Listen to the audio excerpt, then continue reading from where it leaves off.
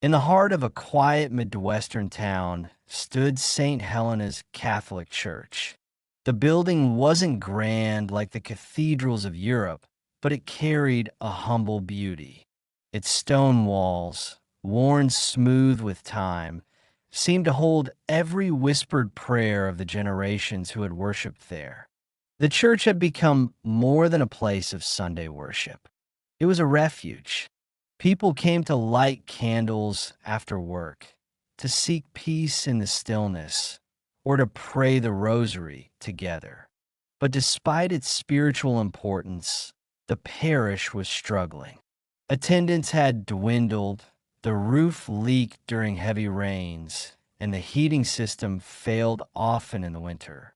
There was talk, even whispers, that the diocese might close St. Helena's. The parish priest, Father Michael Donnelly, prayed constantly that the little church would survive. "Lord," he said one evening as he locked up, "don't let this light go out. Let this house continue to be a place where souls meet you." He had no idea how that prayer would be answered. Because of recent thefts in nearby towns, Father Michael had reluctantly agreed to install security cameras inside the church. A local electrician set up discreet cameras near the main doors, the side chapel, and one overlooking the altar. The system wasn't fancy, just enough to deter vandals or catch suspicious activity. Father Michael rarely thought about it. Most nights, the church was empty except for the flickering glow of vigil candles. But in March of that year, those cameras would record something that no one in St. Helena's would ever forget. It happened late one Friday evening. The church had closed hours earlier. Father Michael was asleep in the rectory next door.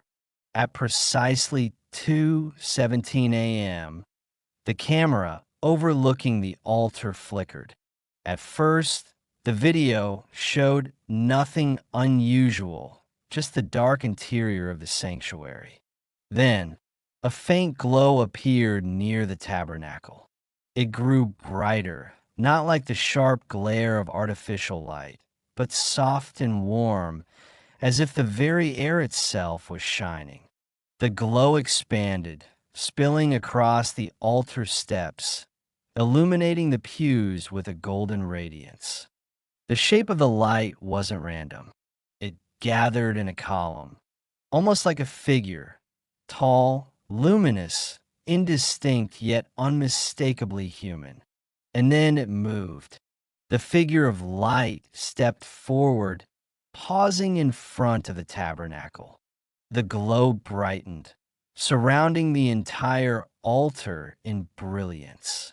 For nearly 2 minutes, the light remained, pulsing gently like a heartbeat.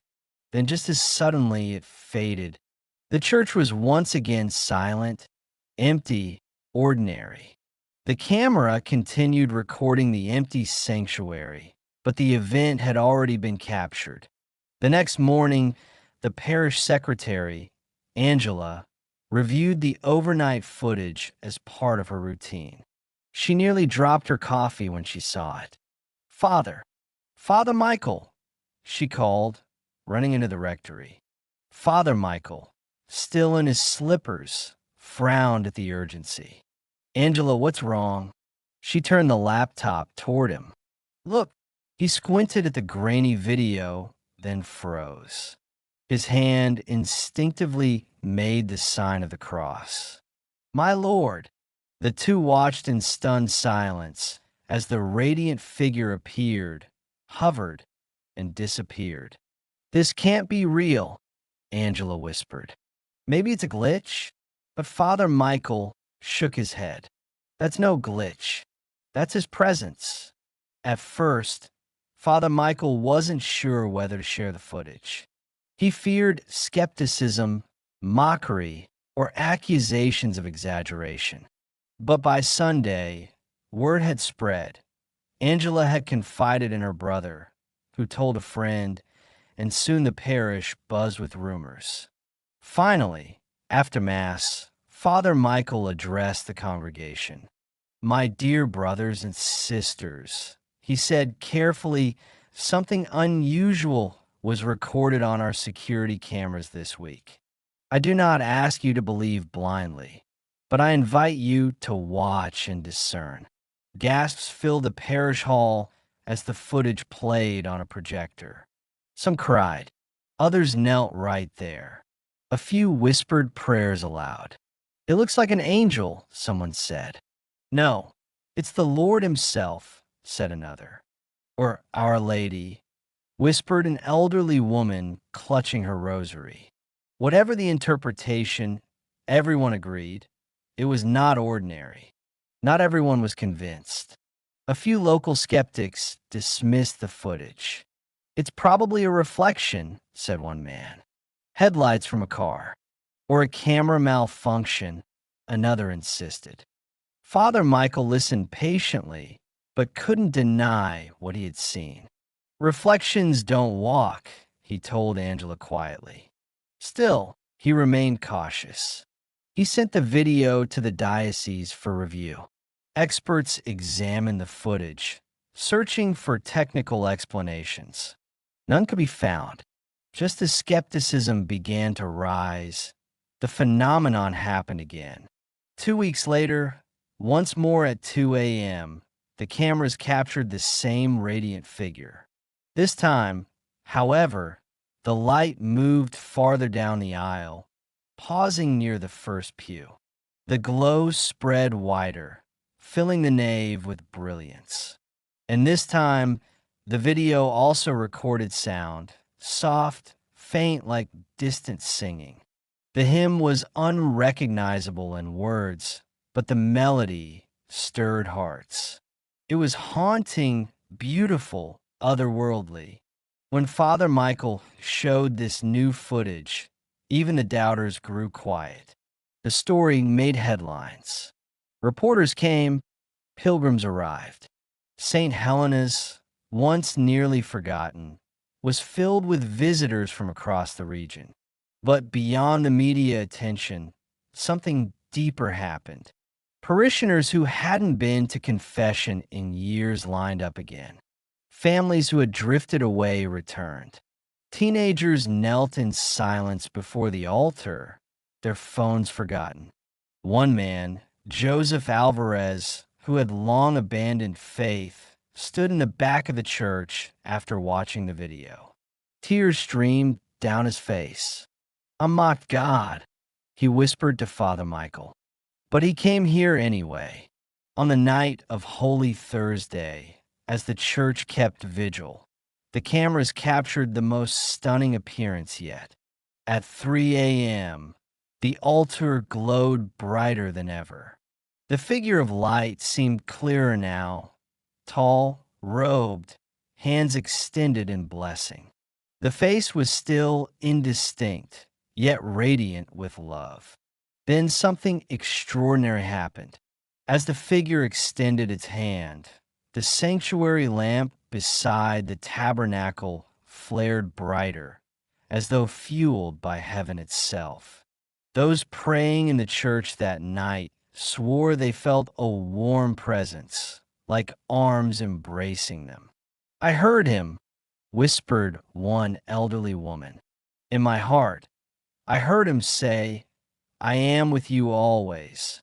The diocese sent investigators, theologians, and even technicians. They examined the cameras, checked for hidden projectors, analyzed the timing of streetlights, even tested for electromagnetic interference. Every test came back inconclusive. The equipment was sound. There was no natural explanation.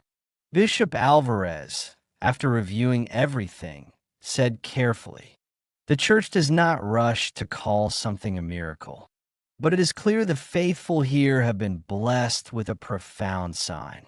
Let us respond not with curiosity alone, but with conversion of heart."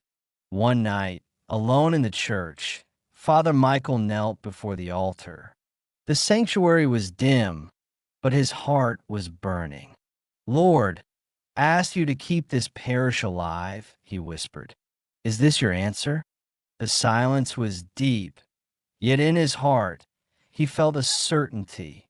Yes, my light will not be extinguished here. Months passed. The phenomenon stopped after the third appearance, but the effects remained. St. Helena's no longer faced closure. Attendance overflowed. Confession lines grew longer. A perpetual adoration chapel was opened. For the parishioners, the memory of the bright light remained not as a curiosity, but as a living reminder. Heaven had touched earth in their midst. Angela put it best when she told a reporter, "The cameras captured it, but more importantly, our hearts captured it. And once you've seen that light, you can never be the same." For skeptics, it might always be just a strange video. But for those who believed, it was a sign that God still visits his people, quietly, mercifully, in unexpected ways. And for Father Michael, it was the answer to a prayer that the little church on the corner would continue to shine, not by its own strength, but by the light of Christ himself. My friends, heaven's signs don't always come in thunder and fire. Sometimes they come in the soft glow of light on an empty altar, reminding us that Christ's promise is true. I am with you always, even to the end of the age. If this story touched your heart, subscribe to our channel for more miraculous encounters, Catholic stories, and faith testimonies that prove heaven is never far from earth.